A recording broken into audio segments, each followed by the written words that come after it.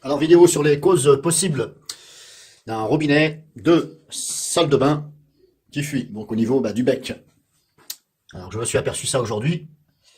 Alors, comment je m'en suis aperçu, c'est que j'avais souvent ici de l'eau assez importante. Il est vrai que là, ce lavabo, il n'est pas bien orienté de façon à ce que l'eau qui s'accumule ici glisse de ce côté-là.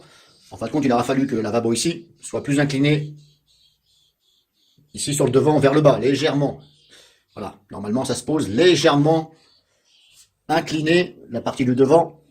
Si vous mettez un niveau de là-bas à là, normalement le devant doit être un peu plus bas, mais sous réserve du lavabo que vous avez mis. Parce qu'il y a des lavabos, c'est déjà étudié ici, c'est plus incliné ici. De façon à ce que l'eau ne reste pas accumulée ici. Voilà. Et tombe directement ici. Donc là, c'est pas le cas parce que moi j'habite dans un vieil immeuble. Et comme je suis pas chez moi, je ne vais pas investir. Donc après, le propriétaire, tant que ça fonctionne, il n'intervient pas. Bref, donc après, les fuites, parlons de la fuite, donc ça c'est les petits détails en plus que je vous dis. Là, au niveau de la fuite, ça sortait donc d'ici. Mais je me suis dit, c'est le joint qui est mort. Voilà. En général, il y a des joints, voilà, peu importe le joint, c'est des joints. Mais là, le problème qui s'est passé, c'est que c'était carrément la cassure. Donc je vais vous faire voir. Hop, ça. Ici, normalement, ça va dedans. Ici. Alors vous desserrez ça à l'écrou ici. Et ça s'emboîte dedans. Voilà. Hop, vous poussez dedans. Et ça rentre en force. Et ensuite, après seulement, vous serrez. Et si vous voulez, bien sûr, enlever la tête ici, ce que j'appelle la tête, le bec verseur, si vous voulez l'enlever, vous desserrez ici à fond, avec bien entendu, vous coupez l'eau, attention, hein. Même si c'est fermé ici, normalement, ça risque pas de sortir. Voilà, mais par précaution, quand même, coupez l'eau. Coupez l'eau et ouvrez un des deux ou les deux plus un autre, voilà, de façon à faire une prise d'air et que ça évacue l'eau. Mais surtout, coupez l'eau, voilà. Et je dis ça par précaution, pour ceux qui ne savent pas trop. Et donc, si vous voulez l'enlever, donc, je disais, vous dévissez ça, ici, avec l'outil que vous voulez.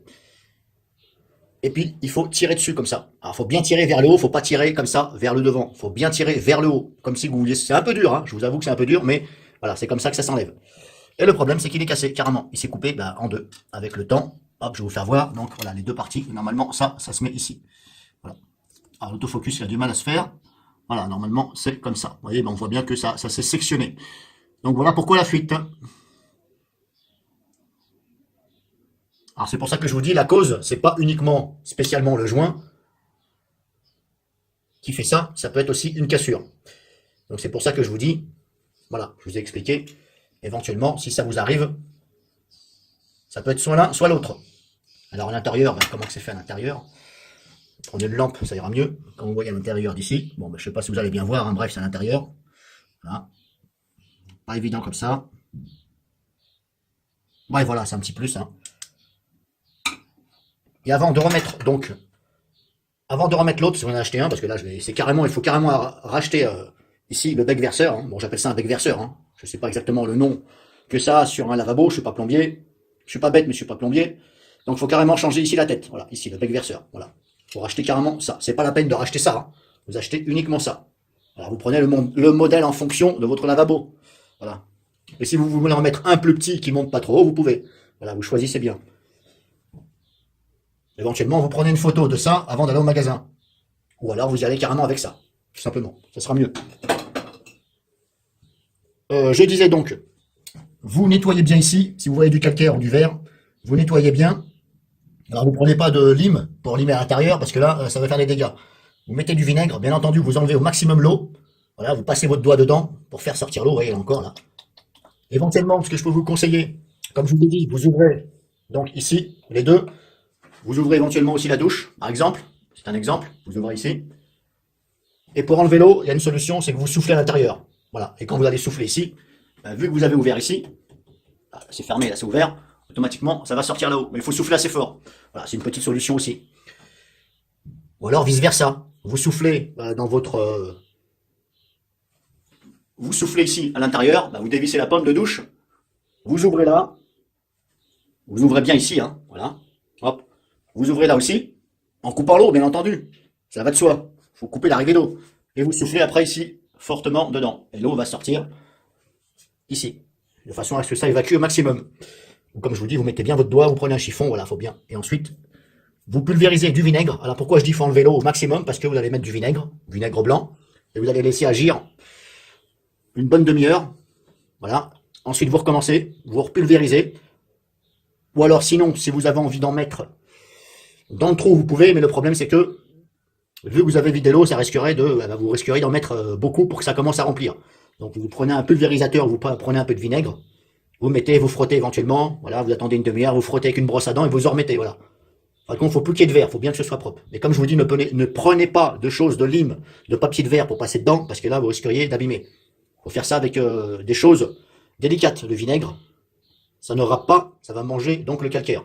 Ce sera mieux pour remettre donc, hop, le nouveau. Et normalement, bah, c'est garanti sans fuite. Parce que si vous laissez le calcaire, ça risquerait de fuir à nouveau. Et bien entendu, si vos joints sont usés, bah, il faut changer les joints. Alors, et là, il y en avait deux. Il y en a un là, et il y en a un qui se trouve aussi dessus là. Ce qui appartenait à ça. Alors ça, voilà, hop, il y a un joint aussi là-dessus. Vous voyez, ça a coupé net. On voit bien. Hein. C'est pour ça que je me disais, c'est un peu dur à tourner, c'est pas normal. Et c'est pour ça qu'il y avait de l'eau qui sortait. Il y a de l'eau qui sortait, bien entendu, quand j'ouvrais le robinet. Ça sortait pas comme ça. Puisque si vous n'ouvrez pas là, ça ne peut pas sortir l'eau. C'est parce que, hop, quand j'ouvrais, j'avais de l'eau qui sortait ici, ce qui est normal, et j'en avais aussi là, qui sortait par là. Donc je me disais, oula, il y a un peu trop d'eau qui sort, c'est bizarre. Après, pour l'entretien, je vous conseille de faire comme moi, vous mettez du vinaigre. Hein. Là, j'ai acheté un pulvérisateur ici à 4 € à peu près. Hein. Vous mettez du vinaigre blanc à l'intérieur. Alors vous mettez pas de vinaigre de vin, parce que ça laisse comme une espèce de rouge bordeaux, vous savez, c'est du vinaigre de vin, donc la couleur, ça va être un peu couleur vin. Donc là, ça risquerait ici de faire un peu des taches, quoi. Bon, ça s'enlève bien, mais voilà. Prenez du vinaigre d'alcool incolore, on appelle ça du vinaigre incolore. Donc vous en mettez un peu dans un pulvérisateur, hein, après vous faites comme vous voulez, et vous pulvérisez ici, voilà, environ au moins 2 fois par mois à peu près, voilà, vous pulvérisez. Alors bien entendu, vous pulvérisez, mais faites ça par exemple quand vous êtes sûr que vous n'allez pas vous en servir. Si vous n'avez pas encore fait votre toilette et vous savez que dans moins d'une heure vous allez vous en servir, faites-le après. Mais par contre, il faut bien enlever l'eau. Voilà, vous enlevez bien l'eau partout avec une éponge. Voilà, éventuellement au niveau du dessus, n'oubliez pas derrière, et vous pulvérisez un petit peu. Voilà. Alors bien entendu, normalement c'est comme ça, hein, et vous pulvérisez un peu partout, même sur les robinets, n'ayez pas peur, et ça va enlever le calcaire. Voilà. Et même à ce niveau-là, au niveau de la tête, ici, si vous regardez bien, voilà, vous voyez qu'il y a du calcaire.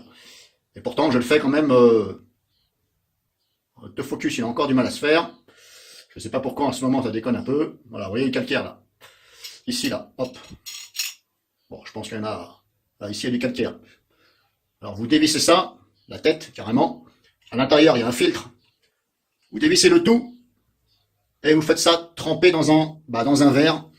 Un demi-verre d'eau, un petit verre d'eau, avec pareil, du vinaigre blanc d'alcool. Donc vous le faites tremper une bonne heure, carrément la tête, ici. Vous la faites tremper. Et vous laissez tremper 1 heure, que ça enlève tout. Et si vous voulez aller un peu plus loin, vous prenez une brosse à dents, et au bout d'1 heure, vous frottez. Voilà, on voit le calcaire là. Alors l'idéal, c'est d'avoir 2 ou 3 têtes de rechange. Ça, vous en avez, ça coûte pas cher. Hein. Je crois que c'est 1 € pièce, vous pouvez l'avoir. Donc vous en achetez 2 de plus. Et puis au besoin, vous en faites tremper une, et en attendant, vous la remplacez par l'autre. Voilà. Et puis bien entendu, si vous voyez qu'il y a encore un peu de calcaire ici, au niveau du filetage, là il doit sûrement en avoir un petit peu. Si l'autofocus veut bien se mettre, s'il vous plaît. Je ne sais pas si vous voyez, il y a un peu de verre là au niveau du filetage, là, ici, là, juste là. Là pareil, hein, vous prenez un peu de vinaigre, et vous frottez, avant de remettre l'autre tête, qui est, je parle de ça, la tête de ça, hein, pas le bec verseur complètement. Avant de remettre l'autre, quand vous allez les changer, le temps de nettoyer l'autre, vous enlevez un peu le verre avec du vinaigre. Alors ne frottez pas trop. J'ai remarqué qu'il y en a, souvent, ils frottent avec une éponge avec un grattoir. Et ils frottent au niveau du filetage. Quand vous allez enlever ici la tête, là, il ne faut pas frotter avec le grattoir le filetage. Parce que vous abîmez le filetage, et là, après la tête, là, vous risqueriez de ne plus pouvoir la mettre, et éventuellement, ça va mal tenir. Et vous n'allez pas vouloir serrer, et ça va pas, voilà, le filetage, il va lâcher, et ça va tourner dans le vide. Donc ne frottez jamais avec un grattoir. Voilà, du vinaigre blanc, d'alcool, et une brosse à dents. Voilà, ou une petite brosse. Ou éventuellement le côté éponge. Mais pas le côté grattoir ici.